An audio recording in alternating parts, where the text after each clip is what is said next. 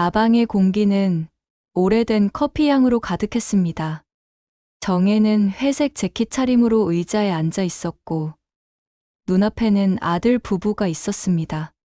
이서윤은 두 손을 모아 바닥에 무릎을 꿇고 있었습니다. 눈물이 볼을 타고 흘러내렸고 목소리는 떨렸습니다. 어머님, 제가 잘못했습니다. 이제야 알았습니다. 제 어리석음이 얼마나 컸는지 용서해 주세요. 민수는 옆에서 고개를 떨군 채 아무 말도 못했습니다. 정혜의 눈빛은 흔들리지 않았습니다. 다방의 시계가 똑똑 소리를 냈습니다. 서윤은 바닥에 고개를 받고 흐느꼈습니다. 그런데 이날이 오기까지 이 이야기는 아주 오래전 우리가 한 집에서 함께 살던 때부터 시작됐습니다. 아침 햇빛이 부엌의 흰 타일을 천천히 훑고 지나갔습니다. 한정혜는 무쇠 냄비 뚜껑을 조심히 들어 올리고 김이 빠지는 소리를 들었습니다. 소고기와 무가 우러난 국물에서 단맛이 차분히 올라왔습니다. 달력에는 손주들의 학원 시간이 빽빽하게 적혀 있었고 냉장고에는 장보기 메모가 자석에 붙어 있었습니다.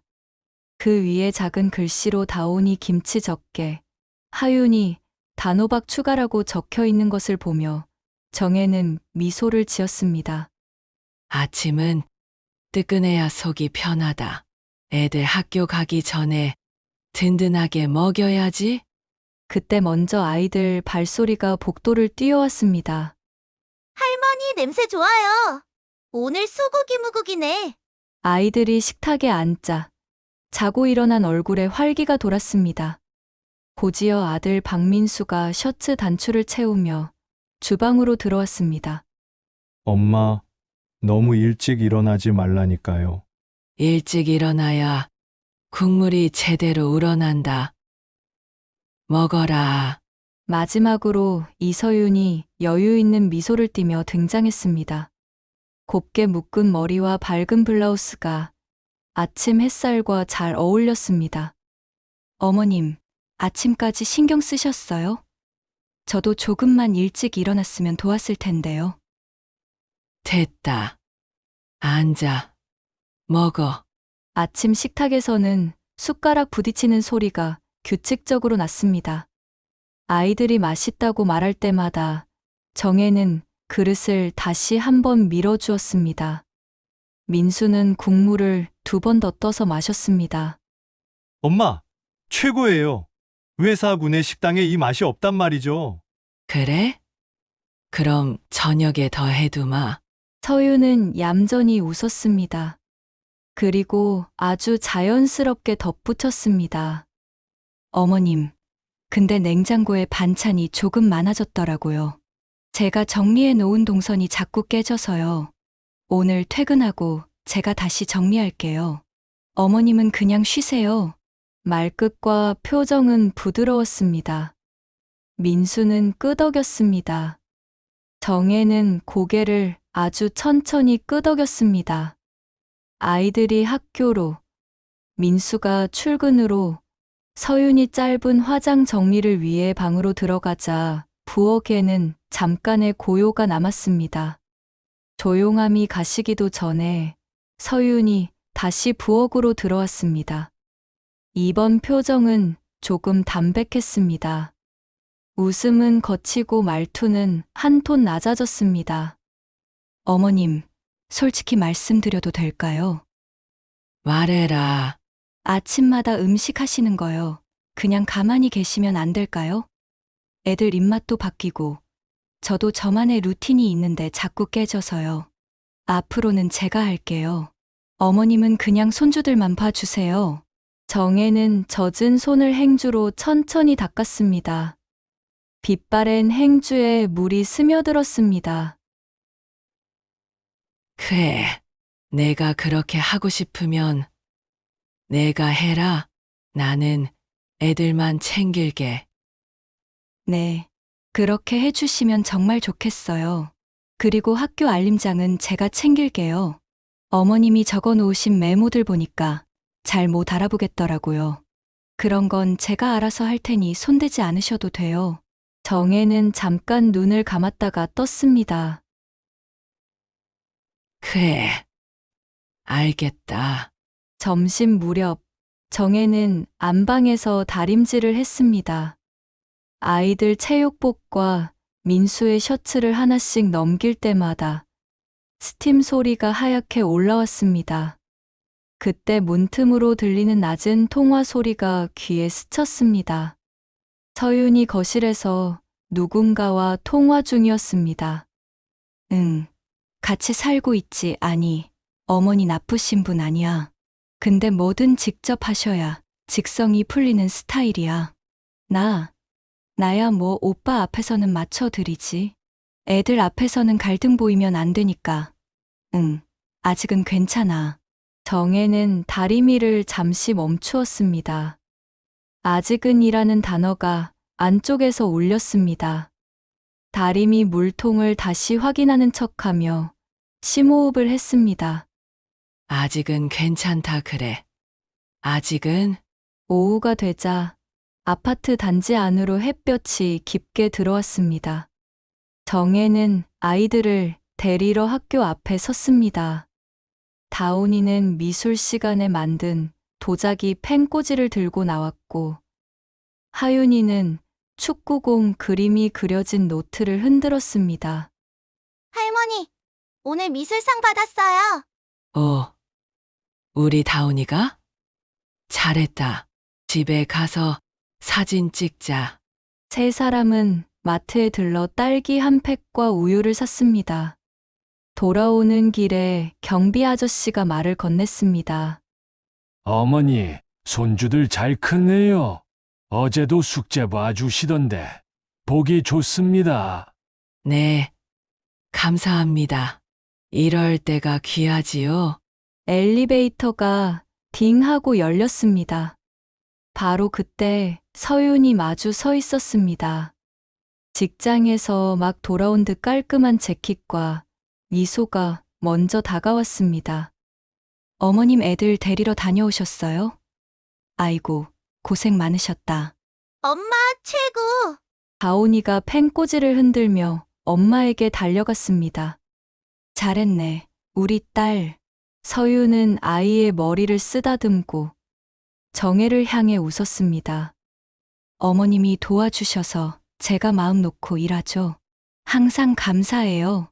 집 문이 닫히자 아이들이 방으로 뛰어들어갔습니다. 그제야 서윤의 딱딱하고 차가운 표정이 드러났습니다. 어머님, 오늘 간식은 제가 정해둔 게 있었어요. 제가 애들 먹이는 건 신경 쓰지 마시라고 분명 말씀드린 것 같은데, 정혜는 손에 든 봉지를 내려다봤습니다. 딸기 꼭지의 푸른 부분이 조금 시들어 있었습니다. 그래. 다음엔 물어보고 살게. 네, 감사해요. 어머님이 워낙 의욕이 많으셔서 저도 좋긴 한데요. 요즘 방식이 있잖아요. 시스템을 깨면 애들이 헷갈려요. 정혜는 봉지를 천천히 부엌 선반 위에 올렸습니다. 어느새 마음속 작은 상자가 하나 닫히는 소리가 났습니다. 저녁 시간, 민수가 들어오자 서윤은 곧장 다정한 목소리를 켰습니다. 오빠, 오늘 엄청 힘들었지? 어머님이 애들 데려다 주셔서 나 진짜 살았어. 어머님 없었으면 난 어떻게 하냐? 민수는 어머니를 보며 미소 지었습니다. 그러네. 엄마, 고마워요. 정혜는 웃으며 고개를 끄덕였습니다. 숟가락을 놓을 즈음 말을 꺼냈습니다. 민수야, 냉장고 반찬은 얘 아내가 정리하는 게 좋겠다더라. 나는 간단히만 해놓을게. 민수는 즉시 서윤을 보았습니다. 서윤은 잠깐 손사래를 쳤습니다. 아니에요, 어머님. 실은 제가 너무 깔끔을 떨어서 그래요. 어머님이 하시는 건 늘 최고죠. 다만 관리가 제가 워낙 규칙적인 편이라. 민수는 어깨를 으쓱였습니다. 엄마, 서윤이 스타일 알잖아요. 요즘 사람들 다 그렇게 해요. 엄마만 좀 덜 예민하시면 완전 평화인데. 정혜는 한 번 눈을 깜빡였습니다. 예민이라는 단어가 식탁 아래로 톡 떨어지는 느낌이었습니다. 그래도 미소를 놓지 않았습니다. 그래, 내가 조심하면 된다. 다음 날 학교에서 가정통신문이 왔습니다. 체육대회 봉사자를 구한다는 안내였습니다. 정혜는 펜을 들어 다과 준비란에 조용히 이름을 썼습니다. 손주들이 달릴 때 물과 주먹밥을 손에 쥐어주고 싶었습니다. 저녁에 서윤이 알림장을 보더니 표정이 딱딱하게 굳었습니다. 어머님, 이거 제가 한다고 했던 거잖아요. 봉사 신청은 제가 조절해야 해요. 아이들 엄마들 사이에서 조율이 필요하거든요. 정혜는 펜 자국을 내려다보았습니다. 그랬구나. 몰랐다. 그리고 민수 오빠 키우시던 시절과는 많이 달라졌으니까 꼭 이런 건 저한테 여쭤보고 해주셨으면 좋겠어요. 요즘은 이런 거 조금만 잘못해가도 얼마나 놀림받는데요. 그래, 내가 생각이 짧았다. 지워라. 네. 다음부터는 이런 건 제가 먼저 확인할게요. 서유는 미소를 띄었지만 지우개를 쓰는 손이 아주 거침없이 움직였습니다. 가정통신문의 잔여 고무 가루가 종이 위에 흩어졌습니다. 정혜는 조용히 쓰레바지를 가져와 그 가루들을 쓸어 담았습니다. 무척 가벼웠지만 한 줌이 생각보다 금방 가득 찼습니다. 며칠 뒤 저녁밥을 마치고 정혜는 조심스레 민수에게 말을 건넸습니다. 거실에는 TV 소리가 희미하게 흘렀습니다. 민수야, 내가 조금 서운해서 그런데 서윤이가 나한테만 말투가 달라진다. 너 있을 때는 괜찮고 나랑 둘만 있으면 차갑다. 민수는 바로 고개를 저었습니다. 엄마, 그건 엄마 오해예요. 서윤이가 엄마 없었으면 나 못 산다고 늘 말해요. 엄마가 좀만 덜 까다롭게 보시면. 정혜는 말끝을 삼켰습니다. 그래, 내가 예민했나 보지 뭐. 맞아요. 엄마, 요즘 방식이 있잖아요. 엄마 세대랑 좀 다르니까 이해해 주세요. 서윤이가 뒤에서는 얼마나 엄마를 아끼는데요. 정혜는 고개를 천천히 끄덕였습니다.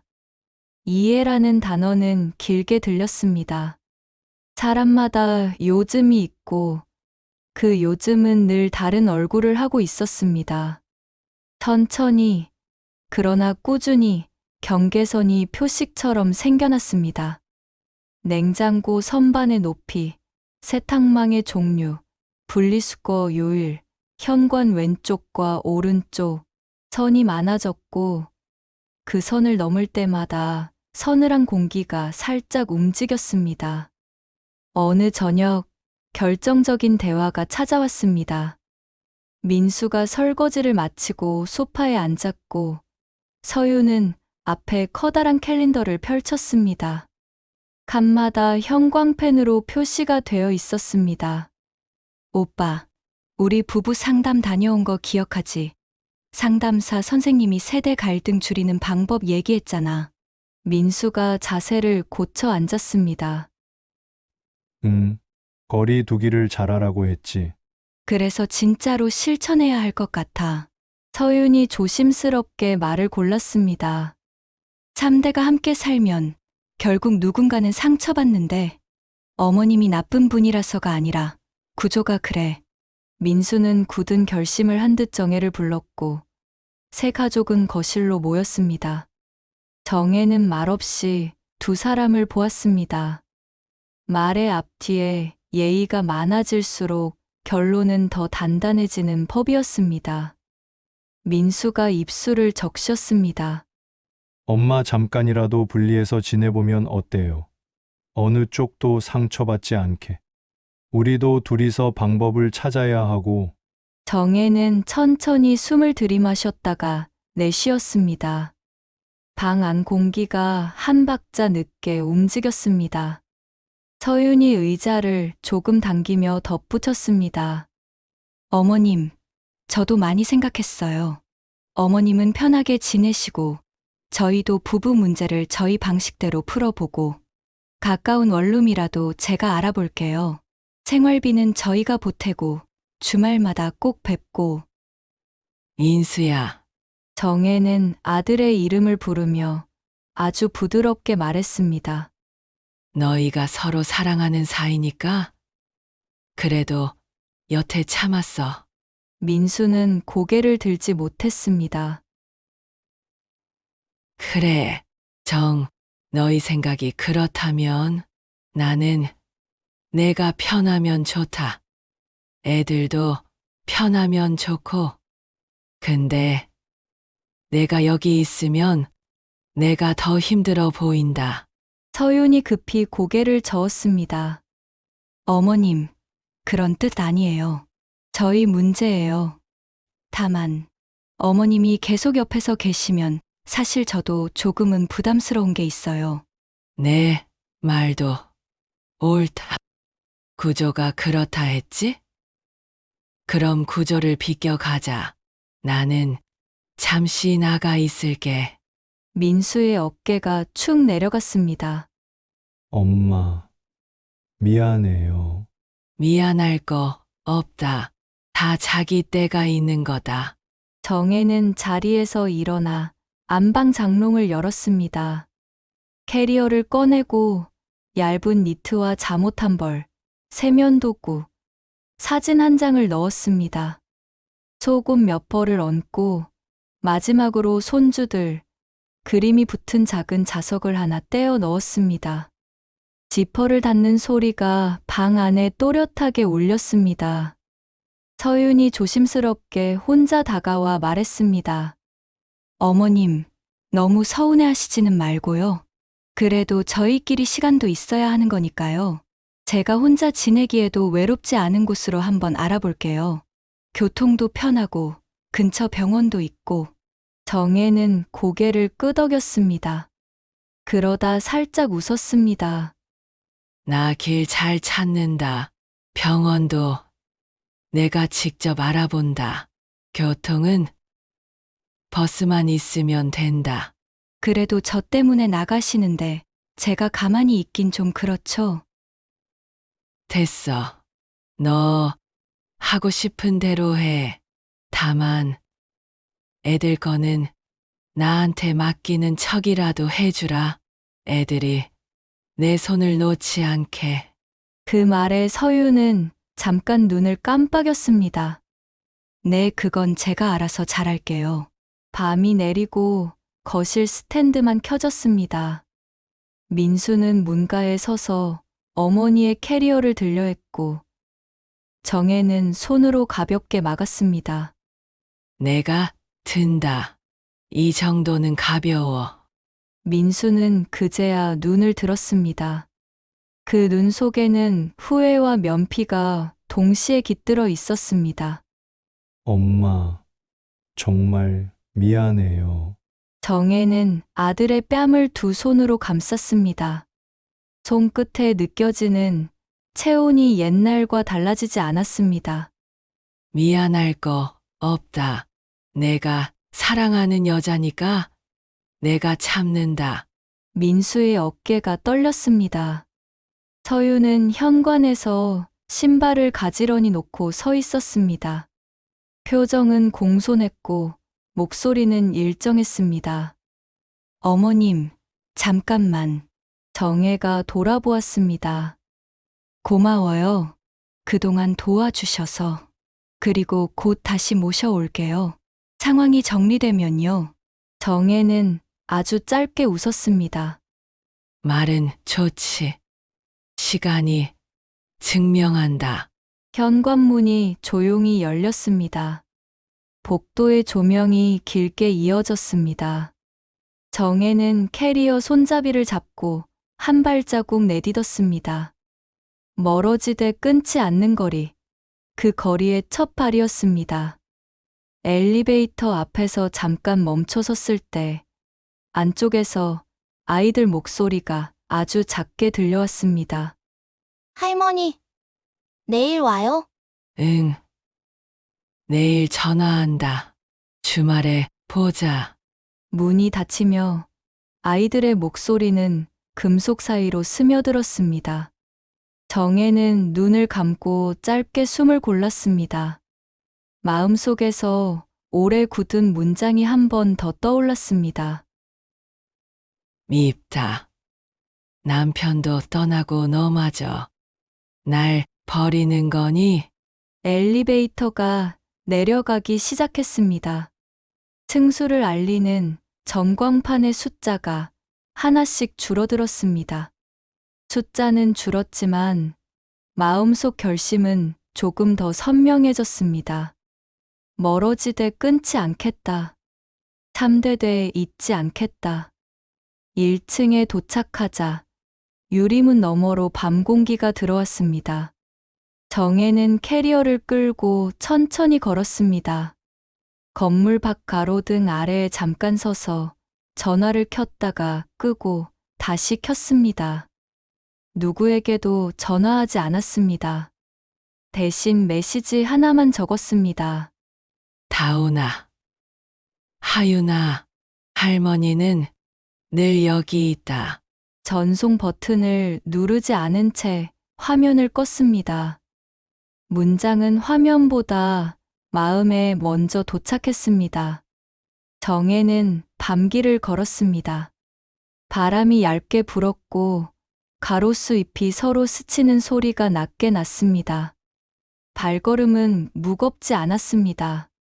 이 한 발 뒤에 다음 장이 기다리고 있다는 것을 알고 있었습니다.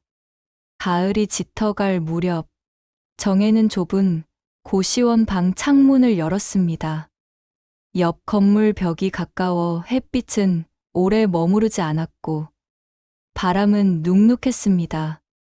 좁은 책상 위에는 다온과 하윤이의 사진이 붙어 있었습니다. 두 아이가 해맑게 웃고 있는 사진을 바라보며 정혜는 작은 보온 도시락을 닫았습니다. 다운이 김밥 좋아하니깐 내일 학교 가는 길에 슬쩍 놔두고 와야겠다. 혼잣말이 허공으로 흘러나왔습니다. 남편 없이 홀로 살아도 힘들다고 원망한 적은 없었습니다. 오히려 아이들만 잘 크면 그걸로 충분하다고 생각했습니다. 하지만 마음 한편에서는 늘 서운함이 지워지지 않았습니다. 밉다. 그래도 내 아들이 사랑하는 가족이니까. 공허한 밤하늘 바라보자 괜시리 울컥 눈물이 날 것만 같았습니다.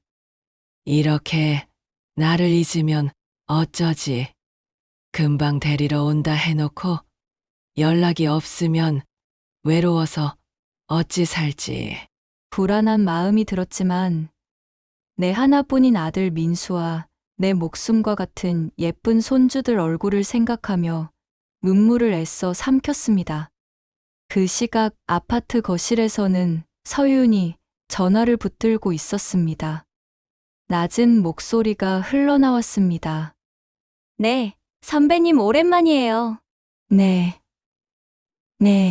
제가 요즘 가게가 빠듯해서 고민이 많았는데 원금 보장이라니 진짜 괜찮은 거죠?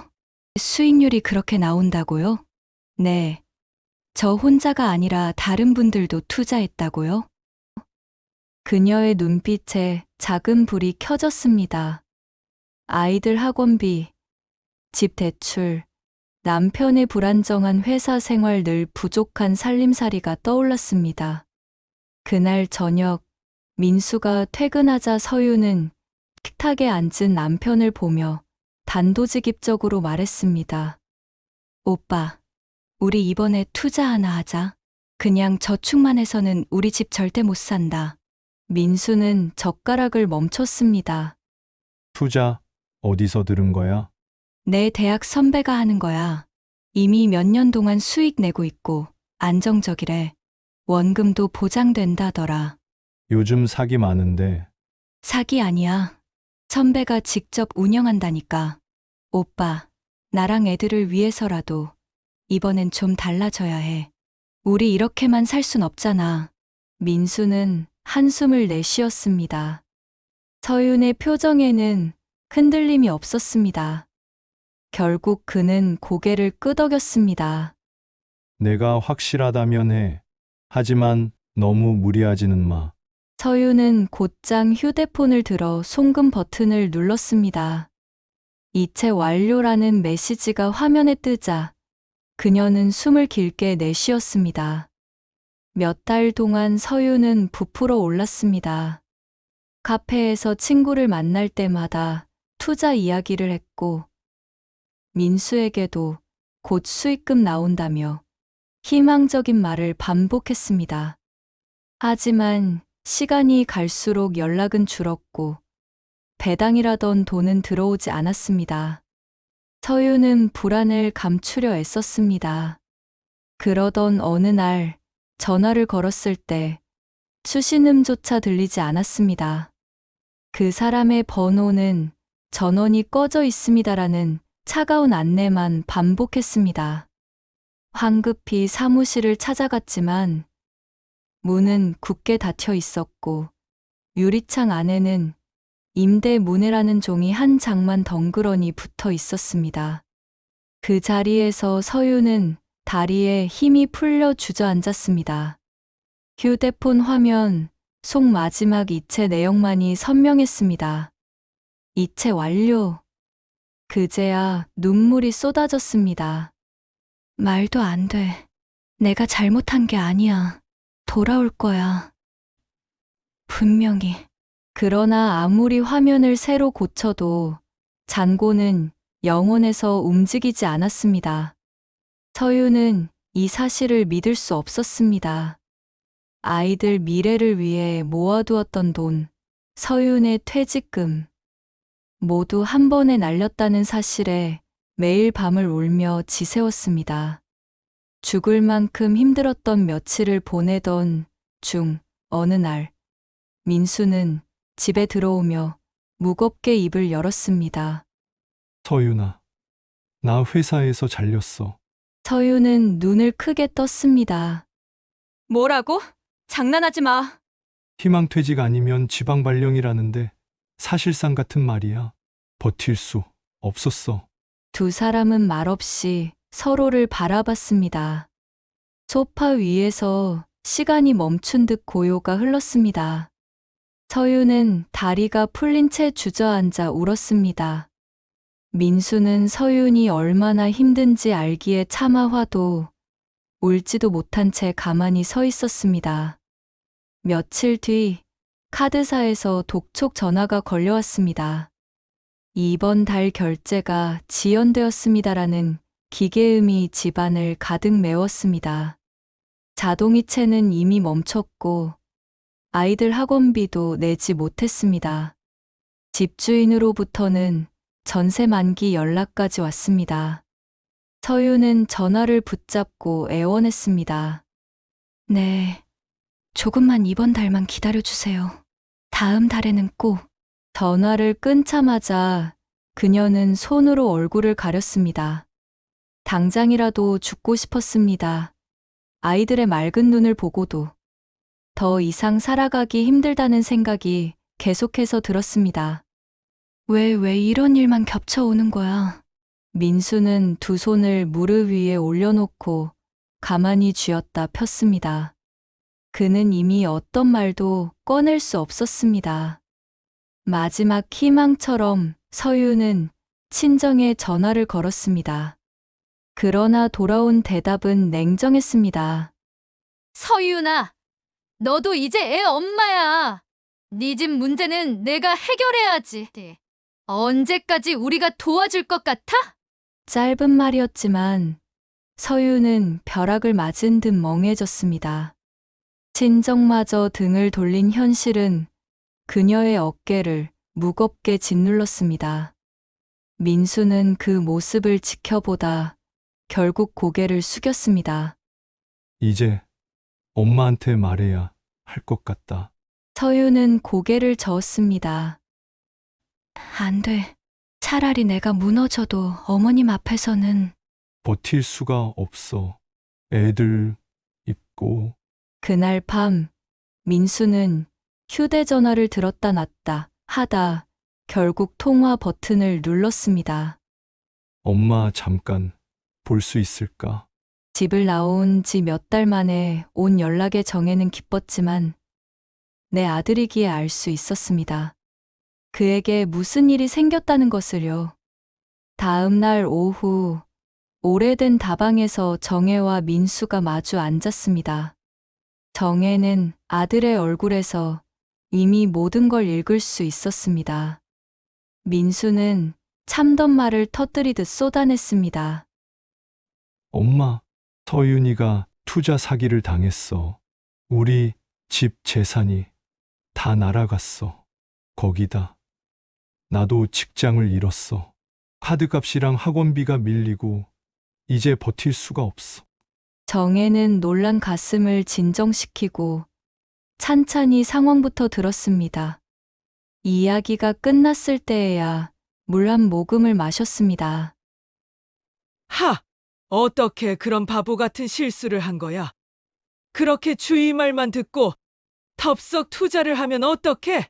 여태 연락 한 번 없다가 지금 돈이 필요해서 연락한 거니 그럼? 엄마, 미안해. 민수는 눈물이 맺힌 눈으로 바라보며 간절히 말했습니다. 정말 조금만이라도 보태주면 안 될까, 엄마? 입 밖으로 숫자가 나오자 눈가가 젖었습니다. 정혜는 고개를 저었습니다. 너희가 집을 나가달라 했을 때도 가슴이 무너질 듯 아팠지만 오랜만에 한 연락이 엄마는 성실하게 돈 모으던 너가 그 투자를 허락했다는 것이 도저히 이해가 안 간다.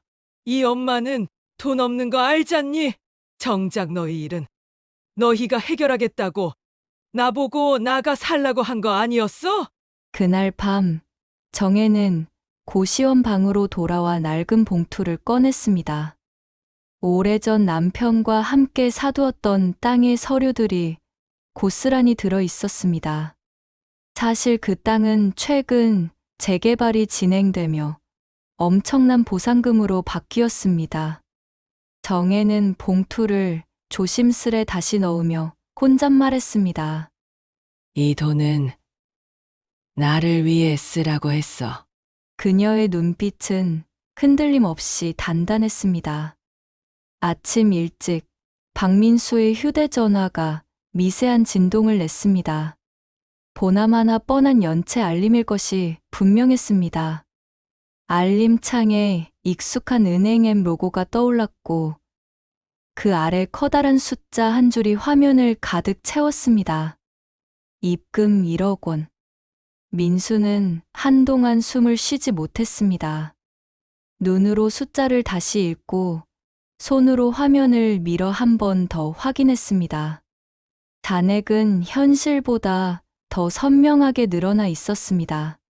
그는 잠옷 차림으로 부엌에 나가 의자에 털썩 앉았습니다. 서윤이 커피포트를 올리다 말고 다가왔습니다. 왜 그래? 무슨 일 있어? 민수는 떨리는 손으로 휴대전화를 내밀었습니다. 이거, 너도 봐. 서윤의 눈동자가 커졌습니다. 엄지손가락으로 화면을 확대했다 줄였다가 계좌 내역을 스크롤했습니다. 입금인 란에는 비고 없음만 짧게 적혀 있었습니다. 이게 뭐야? 누가 이런 돈을? 모르겠어. 누구도. 순식간에 수백 가지 생각이 머릿속을 스쳐 지나갔습니다. 혹시 잘못 들어온 돈은 아닐까?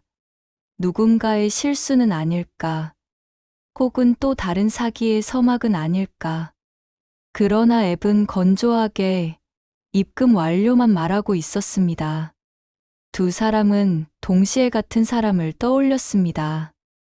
민수는 다이얼을 눌렀습니다. 엄마, 혹시 오늘 시간 돼? 된다. 왜? 저녁에 다방에서 보자.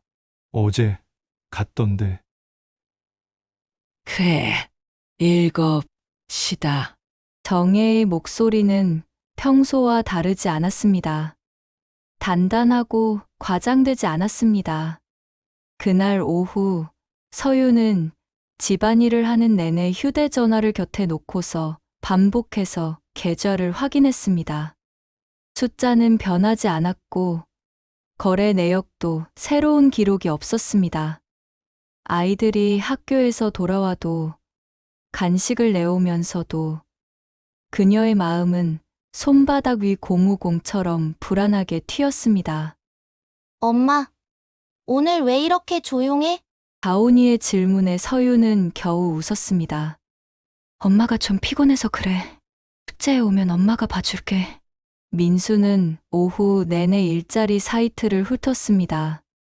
이력서를 업데이트하고 경력 기술서를 고치며 머릿속 한쪽에서는 계속 같은 의문이 돌아갔습니다. 이 돈이 뭐지? 그리고 설마 해지는 무렵 세 사람은 다방에서 마주 앉았습니다. 창문 너머로 석양빛이 오래된 목재 테이블에 길게 눕고 있었습니다. 사장님이 놓고 간 스테인리스 물컵 안수면이 살짝 흔들렸습니다. 엄마, 민수가 먼저 입을 열었습니다. 우리 계좌에 큰 돈이 들어왔어. 정혜는 고개를 끄덕였습니다. 그래. 엄마가? 그래. 나다. 민수의 목이 잠시 메였습니다. 서유는 숨을 삼키며 조심스레 물었습니다. 어머님, 이 돈 어디서 나오신 거예요? 정혜는 잠깐 테이블 한가운데를 바라보다가 아주 자연스러운 목소리로 말했습니다. 옛날에 이 아버지랑 작은 땅 하나 사뒀다. 오래 묵혔지. 내가 잊고 산 건 아닌데 세월이 많이 갔다. 그게 재개발이 붙었다. 보상금이 들어왔어. 서윤의 눈이 크게 떴습니다. 재개발요? 그래. 서류는 집에 있다. 필요하면 보여주마. 민수는 말없이 어머니의 손등을 보았습니다. 오래된 굳은 살과 잔주름이 겹겹이 얹혀 있었습니다. 그 손이 지금 막 그의 삶 전체를 다시 붙들어 올려놓고 있었습니다. 엄마, 정혜는 그제야 아들을 바라보았습니다. 표정은 온화했지만 말은 단단했습니다. 잘 들어라. 이 돈 너희를 위해 준 게 아니다. 서윤의 고개가 반사적으로 들렸습니다. 정혜의 시선이 잠깐 서윤에게 옮겨갔습니다. 나를 위해서야. 내 가족을 위해서다. 그리고 서윤아, 네, 너를 위해서는 더더욱 아니다. 오늘 이 자리에서 그걸 분명히 하자. 서윤의 어깨가 아주 작게 떨렸습니다. 민수는 손을 모은 채 고개를 떨어뜨렸습니다. 정혜는 스카프 끝을 정리하듯 말끝을 정리했습니다. 서윤아, 나는 오래 참았다. 나는 내가 미웠어. 내가 너희 속마음을 몰랐겠니? 그래도 내 아들이 사랑하는 여자라서 참았어. 서윤의 눈꺼풀이 조용히 떨렸습니다. 나를 위해서 니만큼 앞으로 내가 하는 말 똑똑히 들어라. 첫째, 문 앞에 두고 가라는 말 다시는 하지 마. 내가 오면 문을 열어. 웃으면서. 아니면 무표정으로라도 다친 등 보이게 만들지 마. 네, 둘째, 애들 앞에서 할머니를 번거로운 사람 취급하지 마. 애들 눈에 사람의 값이 너 때문에 바뀐다. 네, 셋째, 민수 앞에서만 다정하고 나랑 단둘일 때 표정 바꾸는 습관 끊어. 너 자신을 위해서라도. 죄송합니다. 넷째, 집안의 시스템이라 했지? 내 방식 존중한다. 대신 사람보다 앞세우지는 마. 사람 위에 올라앉은 시스템은 폭력이다. 서유는 뜨거운 숨을 몰아쉬었습니다. 다섯째, 돈 얘기다. 오늘 준 돈 너에게 준 게 아니다. 내 가족에게 준 거다. 그래서 내가 정한 순서대로 쓰자. 연체 정리. 아이들, 집, 욕심내지 마.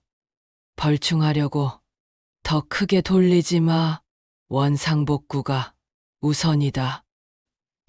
네, 그렇게 하겠습니다. 마지막 2번은 없다. 정에는 없다라는 단어 뒤에 더는 말을 붙이지 않았습니다. 다방에 오래된 시계가 1번, 2번 소리를 냈습니다. 그 소리가 문장 끝에 마침표처럼 또렷했습니다. 민수는 자리에서 일어나 허리를 숙였습니다. 엄마, 정말 고마워. 내가 말로는 됐다. 지금부터 살아라. 서유는 2 손을 무릎 위에 포개고 앉아 있었습니다. 입술을 깨물다가 의자에서 조심스레 일어났습니다. 그녀는 테이블 모서리 옆으로 한 발 물러서더니 그대로 무릎을 꿇었습니다. 다방의 바닥이 차갑게 전해졌습니다. 어머님, 제가 잘못했습니다. 정말 잘못했습니다. 제가 어머님을 몰랐고 생각이 너무 짧았습니다. 앞으로 바뀌겠습니다. 정혜는 아주 천천히 고개를 끄덕였습니다. 그래, 오늘부터다. 민수는 당황해 서윤을 일으키려 했지만 서윤이 손을 내밀어 남편을 막았습니다. 눈물이 턱선 아래로 흘렀고 바닥에 동그랗게 맺혔습니다. 여기서 제대로 사과하고 싶어요. 핑계 없이. 다시는 같은 말 나오게 하지 않겠습니다. 정혜는 그 모습을 지켜보다가 의자를 밀고 일어났습니다. 그녀는 천천히 서윤 앞으로 다가가 손수건을 건넸습니다. 일어나라. 무릎으로 사는 건 하루면 족하다. 그 다음은 발로 살아라. 서윤은 손수건으로 눈물을 찍었습니다. 일어나면서도 고개는 더 깊이 숙였습니다. 그날 밤, 3사람은 같은 테이블에 앉아 돈의 순서를 적었습니다. 카드 연체 전액 정리, 이자는 그날로 멈춘다. 아이들 학원비 급식 비교재비 선납 최소 석 달. 아이들 마음의 불안부터 걷어낸다. 전세 만기 대응, 계약 연장 혹은 이사 준비. 무리한 매매는 하지 않는다. 생활비 3개월치 분리 보관, 새 일자리 수입 안정까지 버팀목. 남편 재취업 준비 이력서, 자격증 업데이트 비용, 면접복, 교통비까지 항목화. 예비 의료비 갑작스런 병원비를 대비한 소액 비상금. 정혜는 조용히 말했다. 버팀목부터 세우자. 그리고 빚은 말을 가르친다. 빚을 갚는 동안은 조용히 배우는 시간이다. 민수는 펜을 내려놓았습니다. 손끝이 조금 떨렸습니다.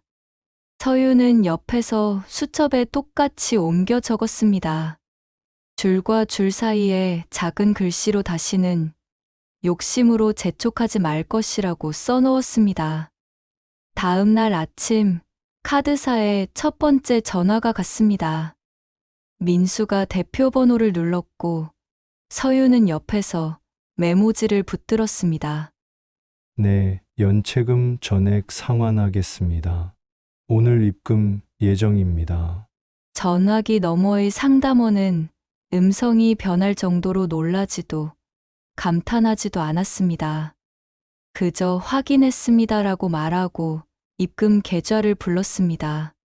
전화를 끊고 입금까지 마치자 집 안공기가 눈에 띄게 변했습니다. 숫자의 무게가 옮겨졌기 때문이었습니다. 오후에는 학교에 연락했습니다. 급식비, 교재비, 현장학습비. 단어 하나하나가 생활의 얼굴을 하고 있었습니다. 서유는 선생님과 통화하면서 입 밖으로 나오는 말이 낯설게 느껴졌습니다.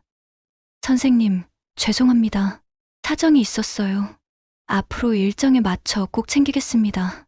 그녀는 통화를 끊고 나서야 깨달았습니다. 사과는 낯설었고 약속은 무거웠습니다. 정혜는 멀찍이서 그 모습을 지켜봤습니다. 눈빛에는 감정의 손끝 같은 것이 있었습니다. 누군가 엉킨 실타래를 다시 감아 올릴 때 생기는 느린 온기였습니다. 며칠 뒤 민수는 면접을 보러 나갔습니다. 검은 정장에 다리미 자국이 반듯했고 구두는 새로 닦아 광이 났습니다. 출근 시간대에 지하철의 서늘한 공기를 지나며 그는 머릿속으로 답변을 반복했습니다. 이직 사유는 회사의 구조조정입니다. 이전 직무에서 맡았던 것은 그 시각 정혜는 손주들을 학교에 데려다 주고 돌아오는 길에 시장에 들렀습니다. 장바구니에 콩나물과 두부, 달걀 한 판을 넣었습니다. 카운터에서 계산을 마치고 나오는데 복례가 골목 입구에서 손을 흔들었습니다. 정혜야, 왜 이렇게 일찍 나왔니? 너 소식 들었다. 잘했다. 뭘? 내가 할 수 있는 제일 정확한 방식으로 도왔더라. 선을 그어놔야 다음이 있지. 정혜는 웃었습니다. 나도 사람이니까 흔들리지. 다만 흔들릴 때 등을 보이면 누가 기대겠니? 그래. 흔들리지 않는 등이 내 장기지. 복례는 장바구니에서 귤 몇 개를 꺼내 정혜 손에 쥐어주었습니다. 손주들한테 가져가라. 달다. 고맙다. 저녁, 정혜가 집에 들렀을 때였습니다. 초인종을 누르는 순간 잠깐의 정적이 흘렀습니다. 과거의 버릇대로라면 정혜는 문 앞에 봉투를 놓고 돌아섰을 것입니다. 그러나 오늘은 정면으로 섰습니다. 문이 열리자 서윤이 서 있었습니다. 예전 같으면 감독된 미소가 먼저 올라왔겠지만 오늘은 그냥 사람이 먼저 보였습니다. 어머님, 오셨어요. 그래, 들어가도 되니? 그럼요. 들어오세요. 정혜는 신발을 벗고 들어갔습니다. 현관 왼쪽 칸이 외출화, 오른쪽 칸이 교내화인 것도 알고 있었습니다. 그러나 오늘 그녀는 신발 칸을 눈여겨보지 않았습니다. 대신 아이들 목소리가 나는 쪽으로 고개를 돌렸습니다. 다온과 하윤이 달려와 안겼습니다. 할머니, 오늘 학교에서 그래. 우리 다온이, 하윤이, 서윤은 부엌에서 물을 끓이며 말을 이었습니다. 어머님, 오늘은 제가 저녁 준비해 놨어요. 콩나물국은 제가 해볼게요. 두부조림은 어머님이 해주시면 좋고요. 정혜는 고개를 끄덕였습니다. 그래, 같이 하자. 콩나물이 끓는 동안 서윤은 천천히 말을 꺼냈습니다. 어머님, 그동안 제가 많이 틀렸어요. 시스템이 사람 위에 올라앉으면 폭력이 된다는 말 맞습니다. 제가 그걸 하고 있었네요. 정혜는 국물을 떠보며 말했습니다. 사람이 실수할 수도 있지. 다시 배우면 된다. 네.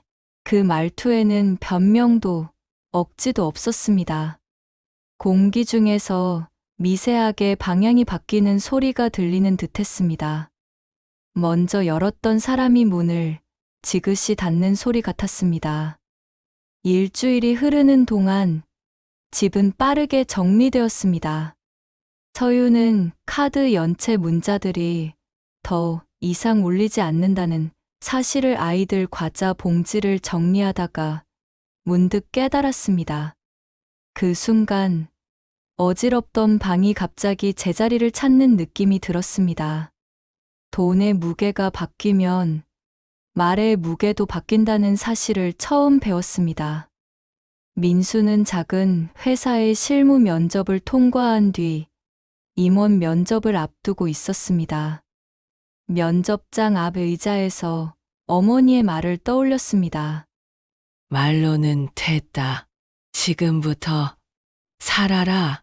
그는 휴대전화 화면을 켰다 끄며 그 문장을 마음속에 다시 적었습니다. 그 사이 정혜는 식탁 위에 작은 수첩을 하나 올려두었습니다. 표지는 낡은 회색이었고 첫 페이지에는 집 다시 배우는 중이라고 적혀 있었습니다. 서윤이 그 수첩을 보며 고개를 들었습니다. 어머님, 이건 뭐예요? 우리 합의 노트다. 누구의 규칙도 아니고 우리 집의 약속을 적자. 좋아요. 저 쓰겠습니다. 그날 밤 수첩에는 짧은 문장들이 자리했습니다. 냉장고는 사람 먼저, 음식은 적게 정갈하게. 아이들 앞에서 서로를 낮추지 않기. 문은 열고 등은 돌리지 않기. 잘못했으면 바로 사과, 바로 수정. 돈으로 관계를 설명하지 않기. 서유는 한 항목 옆에 조용히 별표를 그렸습니다. 문은 열고 등은 돌리지 않기. 그녀는 오래전 자신의 말과 행동을 떠올렸습니다. 문이 닫히던 순간들, 돌린 등의 온도, 마음 한가운데가 서늘해졌다가 이내 뜨거운 것이 올라왔습니다. 토요일 아침, 정혜는 아이들을 데리고 동네 도서관에 갔습니다. 햇살이 유리창을 통과하며 책등을 밝게 비추었습니다. 아이들이 책을 고르는 동안 정혜는 의자에 앉아 과거를 떠올렸습니다. 남편과 함께 그 작은 땅을 샀던 날, 남편이 말했습니다. 정혜야, 이건 우리를 위해서 산 땅이야. 우리가 못 누리면 아이들이 누리게 하자. 정혜는 조용히 눈을 감았습니다. 세월이 돌아와 그 말을 현실로 만들고 있었습니다. 땅은 말이 없지만 시간에는 입이 있었습니다. 그리고 그 입은 오늘 분명히 말해 주었습니다. 내가 지킨 건 헛되지 않았다. 아이들이 책을 고르고 돌아오자 정혜는 자리에서 일어났습니다. 우리 라면 먹으러 갈까? 좋아요. 길을 걸으며 하윤이 물었습니다. 할머니, 엄마 요즘 왜 더 착해졌어요? 정혜는 웃었습니다. 사람은 배울 때가 있다. 언제요? 아플 때. 아이들은 고개를 끄덕였고 금세 다른 이야기로 넘어갔습니다. 아이들의 시간은 늘 빠르게 나아갔습니다. 정혜는 그 속도를 따라가며 뒤에서 조용히 등을 내어주고 싶었습니다. 며칠 뒤 세 사람은 다시 다방에 모였습니다. 이번엔 공기가 달랐습니다. 숫자가 처음 도착했을 때에 그 조급한 냄새가 사라져 있었습니다. 민수가 먼저 말했습니다. 엄마, 카드 연체 다 정리했고 학교 비용도 선납했어. 전세는 연장하기로 집주인이 허락했고 내가 다음 주부터 계약직이지만 일하게 됐어. 정규직 전환이 걸린 자리야. 정혜는 고개를 끄덕였습니다. 그래, 발로 살아라 했지. 서윤이 두 손으로 컵을 감싸 쥐고 말했습니다. 어머님, 합의 노트 잘 쓰고 있어요. 저 아직 완벽하진 않지만 적어도 말과 표정이 엇갈리지는 않으려고 합니다. 어제는 제가 먼저 현관문 앞에서. 정혜는 미소를 지었습니다. 됐어. 과정이면 된다. 그때 사장님이 진하게 우린 커피를 내려놓았습니다. 컵에서 올라오는 향이 테이블 사이로 작은 다리를 놓았습니다. 정혜가 컵을 들어 한 모금 마신 뒤 아주 잠깐 뜸을 들였습니다. 서윤아, 네, 그날 무릎 꿇은 거 잘했다고는 안 한다. 그래도 반성하는 자세는 필요하다고 생각한다. 사람은 한번 무릎으로 배우고 그 다음부터 발로 배우는 거야. 네. 서윤은 고개를 숙였습니다. 부끄러움은 현재형이었고 배움도 현재형이었습니다. 집에 돌아오는 길 민수가 물었습니다. 엄마, 그 땅 이야기 우리 말고 다른 사람에게는 비밀로 할까? 정혜는 고개를 저었습니다. 비밀은 아니지. 다만 자랑도 아니다. 필요할 때만 말하자. 응, 서윤이 조심스럽게 물었습니다. 어머님, 그 땅, 어머님은 왜 그동안 말씀 안 하셨어요? 정혜는 하늘을 잠깐 올려다봤습니다. 뒤늦은 가을 구름이 얇게 흐르고 있었습니다. 말 안 해도 되는 때가 있다.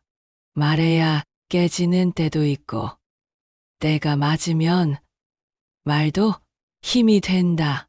오늘은 그때였네요. 오늘은 그때지. 민수는 어머니가 없는 듯 조용히 희생했던 시간을 생각했습니다. 그리고 무너진 순간에도 자신 대신 내밀어준 손을 기억했습니다. 엄마, 내가 철이 늦게 들었어. 늘 서윤이 편만 들면서 엄마 마음을 몰랐네. 정혜는 아들을 똑바로 보았습니다. 늦게라도 알면 됐다. 사람 일은 때가 다 다른 거다. 민수는 고개를 숙이며 말했습니다. 앞으론 엄마, 내가 먼저 챙길게. 정혜는 짧게 웃었습니다. 그래, 그 말이면 됐다. 어느 날 저녁, 가족은 한상에 둘러앉았습니다. 손주들은 웃으며 젓가락을 움직였고, 민수는 오랜만에 편안한 표정으로 밥을 먹었습니다. 서유는 숟가락을 내려놓고 조용히 어머니를 바라봤습니다. 어머님, 제가 그동안 정말 잘못했습니다. 오늘은 말로도 꼭 드리고 싶어요. 저 앞으로는 다르게 살겠습니다. 어머님을 가족으로, 진짜 어머니로 모시겠습니다. 정혜는 멈추어 있던 국그릇을 내려놓았습니다. 잠시 침묵이 흐르다가 그녀는 손을 내밀었습니다. 가족은 내쫓는 게 아니다. 끝까지 지켜내는 거다. 서유는 그 손을 두 손으로 꼭 잡았습니다. 손끝이 뜨거웠습니다. 그날 밤, 아이들이 잠든 뒤 정혜는 창가에 앉아 있었습니다. 바람이 창문을 두드렸지만 집 안은 고요하고 단단했습니다. 밉다. 그래도 내 아들이 사랑하는 여자니까 내가 참았다. 그리고 결국 참은 게 우리를 살렸다. 그녀는 오래된 사진 속 남편을 바라보며 작게 웃었습니다. 가족은 피로 맺히지만 마음으로 지켜내야 완전해집니다. 어른을 존중하지 않는 집안에는 복이 머물 수 없습니다. 때로는 참음과 원칙이 가장 큰 힘이 됩니다. 그것이 가족을 지켜내는 길입니다. 여러분은 만약 이 시어머니의 입장이었다면 며느리를 용서할 수 있었을까요? 아니면 끝까지 등을 돌리셨을까요? 댓글로 여러분의 생각을 들려주세요. 교훈과 감동이 넘치는 이야기를 더 많이 듣고 싶다면 구독과 좋아요, 알림 설정 부탁드립니다.